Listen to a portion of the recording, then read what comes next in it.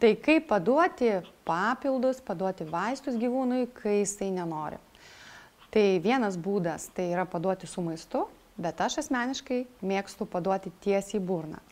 Ir tokie kaip milteliai ar aliejai aš paduodu su švirkštuku, tuoj parodysiu, o tabletės tiesiai dedu į burną. Tai šitoj vietoj paimu tabletę, tuoj parodysiu, čia yra vitaminai. Pasisodinu šunį priešais, atsidarau žandikaulį ir tiesiai paduodu į gerklę ir uždarau ir šuo praryja. Viskas. Bet aš tikrai žinau, kad papildai arba vaistai yra paduoti. Kaipgi tvarkytis su milteliais. Tai aš asmeniškai, kaip ir minėjau, visuomet labai mėgstu paduoti tiesiai į burną, tada žinau, kad tikrai papildai ar vaistai papuolė tiesiai į organizmą, tai pasiemam miltukų,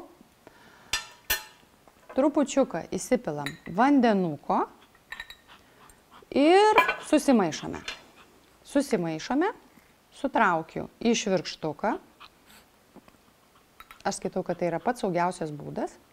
Ir dabar dėmesio, švirkšto negalima duoti bele kaip, aš duodu per šoną, tam, kad galėtų šuo nuryti ir nepaspringtų. Jeigu paduosime tiesiai, šuo iš susijaudimo gali tiesiog paspringti.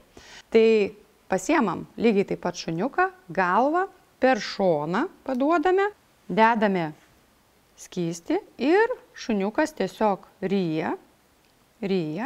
Ir taip mes esam garantuoti, kad vaistai pakliuvo ir tiesiai atlieka savo darbą. Taigi, duodami papildus arba vaistus savo gyvūnui, naudokit saugius padavimo būdus.